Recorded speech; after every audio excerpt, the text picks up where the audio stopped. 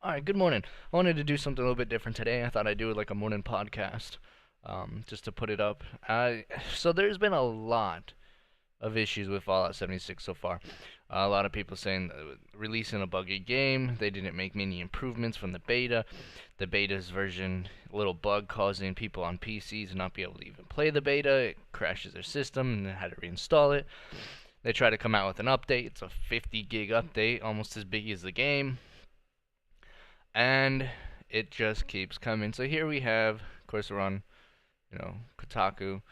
$200 Fallout 76 edition promised a fancy bag, but delivers nylon trash instead. And as you can see, it says right here, canvas tech duffel bag. That's supposed to come with it now. Mind you, $200 for a game that after a week got marked down to $30. So they ended up coming out 11/29. That would be yesterday at 5 in the morning. And literally they responded basically saying, hey, we're sorry.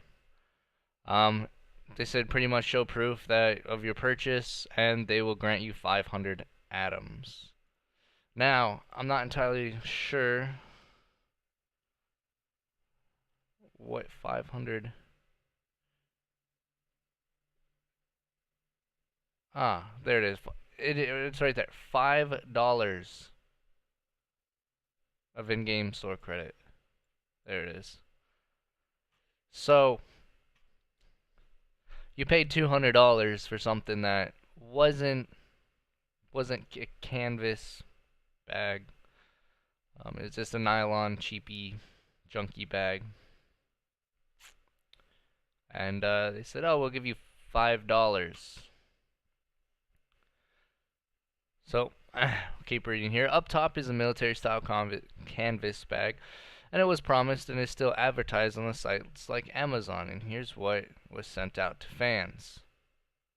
It's a cheap little nylon bag. This looks like same little cheap bag you get with kids' toys, or you get like a little free gym bag with a membership or whatever. And they're just cheapy little bags. Not canvas at all. He said this is a ghetto nylon trash bag.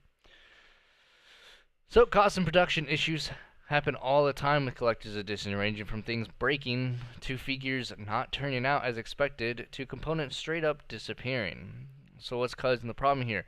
Lots of people are very unhappy about this. It is possible of two things. First, is that this game itself isn't very good, which would compound a lot of folks' disappointment. Now, I'm going to make a separate video on my review of it, because I feel that there's two different types of Fallout fans. There's people who played the originals, the, top-down view, and went about their way that way. And then I feel that there's the other people who came in during Fallout, 4, kind of. Fallout 4 was not a very good game. Now, people say they loved it, it was a great game. It didn't give you the amount of options that most games give you. You go to Fallout 3, look at Fallout 3, you could help your dad, you could not help him. That's basically the only two big options for completing the missions. But you had affinity. You were able to be evil, and to be evil, you had to get bad karma, you had to do bad things, you had to do certain missions, you were able to unlock certain, NPCs and characters in different missions based on those actions you made. It goes the other way around. Do something really good, you can unlock other people, other quests, etc. And it had a lot of sides to the story. You go to Fallout New Vegas. Now everyone will say Fallout New Vegas is the greatest one ever because they give you 4 different options. So they give you 4 different factions, or you could choose not to go with any of them. You go with Mr. House.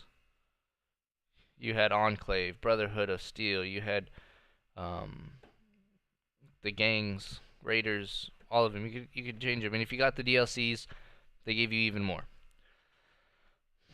Which, in my opinion, It wasn't a bad game. It had the most missions of all of them.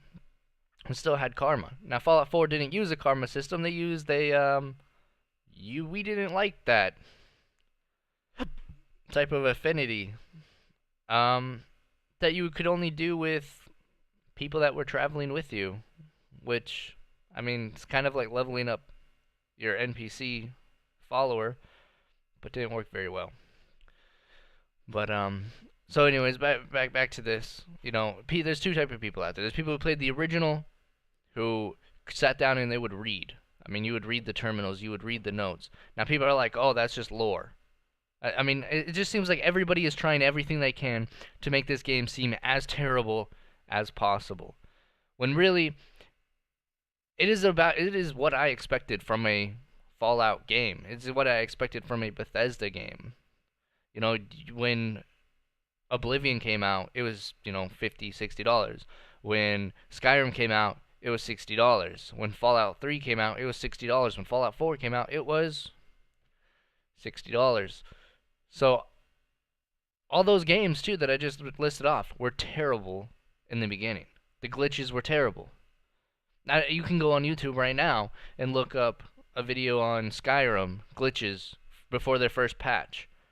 And dragons glitching through the bottom of the map. NPCs riding horses while standing on them and running. I mean, it's just buggy. The whole entire system's been buggy since Fallout 3. If you guys remember Fallout New Vegas when it very first came out, like the day launch, you go in there and Doc sitting there and his head just like spins in a circle.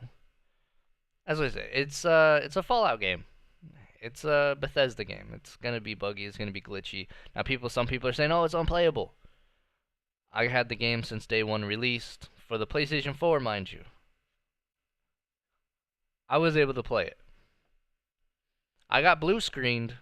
I'm not gonna sit here and be like, "Oh, I had no issues." No, I got blue screened probably once every 3 hours, 4 hours. FPS drops, absolutely absurd. Now, I never played with the weapons, so I'm not really sure how the weapons worked. I did a melee build, I did a tank build, and worked out pretty well. Anyways, that's just another video, another story, me ranting because, I feel like more people are jumping on the bandwagon saying, "Oh yeah, Fallout 76 is terrible," because their favorite YouTuber jumped on and was like, "Yeah, I couldn't even play this game. Look at all these issues." And they're issues that already had workarounds. Like a lot of people complaining, "Oh, well, once someone else builds their base on your base, it disappears." It doesn't disappear. It goes into a blueprint. Just jump into another server, put the blueprint back down. Now, yeah, it's a pain because you have to line it up perfectly because some objects don't clip right. Some objects will say, "Oh, it's floating." It's terrible. But it's still a workaround for right now. Or better yet, don't build your base where everyone else is going to build it. I don't know. Because many people who complain about this stuff are people who probably jumped on Reddit and was like, "Oh, what are good places to drop my base?" And they jumped up on there and dropped their base there along with 40 other people. Anyways, ranting.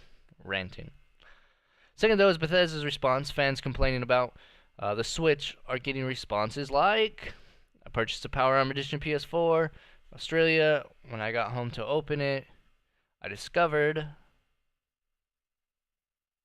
what? Red answer provided message. Greetings. Thank you for contacting Bethesda Support. My name is Nicholas. I'd be happy to help you today. Due to unavailability of materials, we had to switch to a nylon carrying case in the Fallout 76 Power Armor Edition. We hope this doesn't prevent anyone from enjoying what we feel is one of our best collector's editions." Huh. It's kind of a weak response, in my opinion.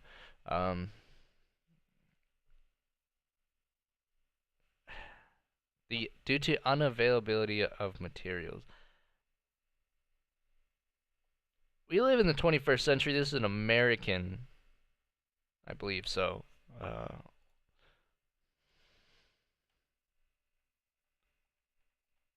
want to make sure.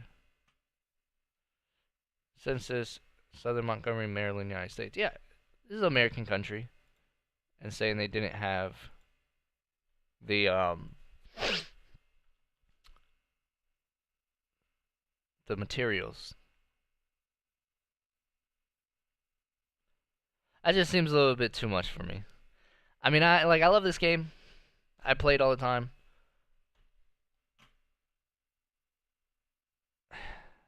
It's disappointing. It is. It's really disappointing.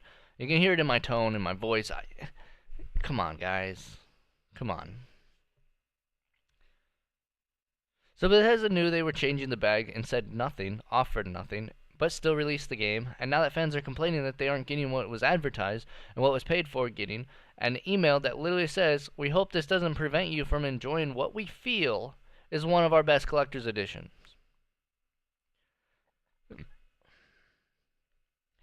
They feel like this is one of their best collector's editions when they dubbed it down without saying anything. And they want to call it one of their best. Sadly, I'm not big on the whole collector's editions things. I used to be, especially with Call of Duty. I used to get all of the special editions of Call of Duty. But it started off, here's the remote control RCXD with a tiny LCD screen. Wow, that's pretty cool. Then it went Call of Duty Ghost. Oh, here's a little camera, HD camera for your helmet that had terrible quality. And then if you got like the hardened edition, it's like, oh, here's a paracord wristband. Seems like they got worse and worse and worse over the years with their special editions. Modern Warfare 2 Special Edition came with night vision goggles, which are kind of a gimmick, but that's kind of cool to have on your shelf and be like, yeah. Having a wristband on your shelf isn't that cool. I did like the Fallout 4 one. They came with the Pip-Boy. Issue was they were like one size fits all and cheap plastic. People are saying that they were breaking, their phones wouldn't fit in them. A lot of people just didn't like it. They didn't get what they expected. Alright, anyways. So, on top of the fact that the Power Armor edition of the game was delayed, to the point where Bethesda had to email out codes for customers so they could get playing the game while they waited for their giant boxes to arrive. Update 2. In addition to the Twitter statement and support email above, Bethesda has also responded to critics of the move on Reddit, posting, "The Bethesda store supports members in its temporary contract employee and not directly employed by Bethesda or Bethesda Game Studios. We apologize to a customer who took the time to reach out. The support response was incorrect and not in accordance with our conduct policy. Unfortunately, due to unavailability of materials, we had to switch to the nylon carrying case in Fallout 76 Power Armor Edition. We hope this doesn't prevent anyone from enjoying what we feel is one of our best collector's editions." Mostly same exact email. Then, only now someone's getting thrown under the bus. So he was like, "This was uncalled for. We apologize. We apologize to that customer who reached out. And the support response was incorrect and not in accordance with conduct policy." But then goes on, says the same thing.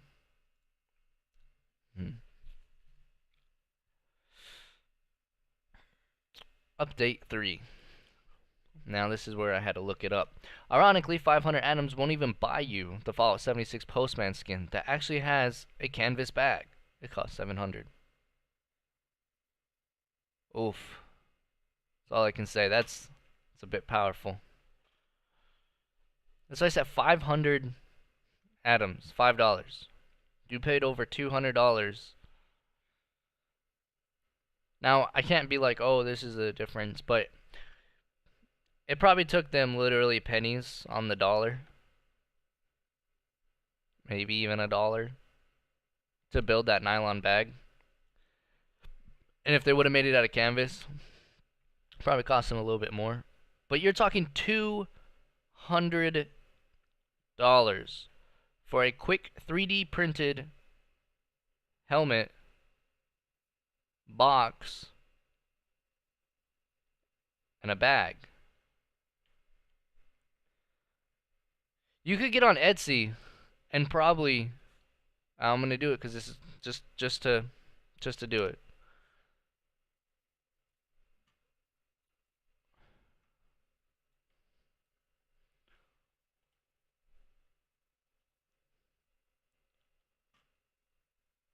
You can get on here and get a good one. Now, I'm not saying cheap 3D plastic. $225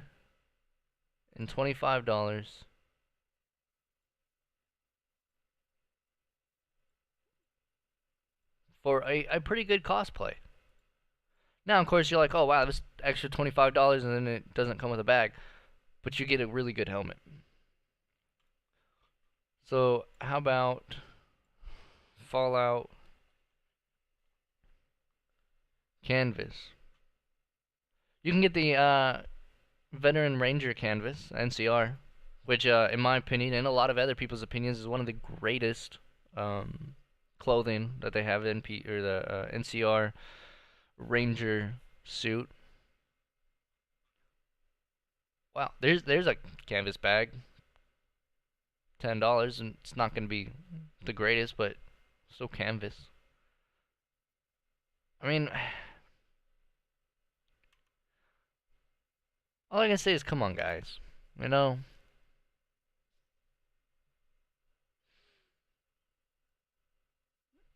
that's sad that a company so big can't make something that's that good. Look at this. $64. Handcrafted Pip-Boy. Even has a screen. Well, you probably put your phone in it, but look at that. And look, he has links.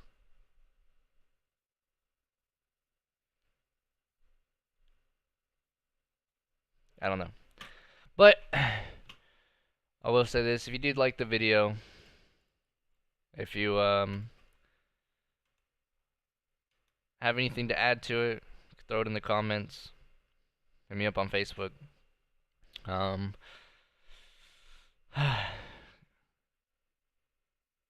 on, man. Glow in the dark terrain map. Collectible Fallout little G.I. Joes or plastic guys. You can get these things from Dollar General for $1. You could probably print the map off yourself for, 15 cents. The in-game currency, or the in-game Power Armor suit and other stuff, I thought it was going to look cool. Turns out it really doesn't. I feel like it really breaks immersion seeing some random dude run by me with a Tri-Sentinel headgear on, and he looks like a running bobblehead. But that's just me. I just said. But if you liked the video, leave a like, comment. You can subscribe if you'd like for more videos on this. I am gonna try doing more podcasts in the morning. Gonna try doing more on just instead of doing an article or something like that. But like I said, this is just me starting off with YouTube. This is me the first time getting in front of a camera per se. So this is pretty much new to me. Hopefully it gets better as the time goes on. Hopefully you guys can see the adaptation and improvement over the time. But till then, I'll see you next time.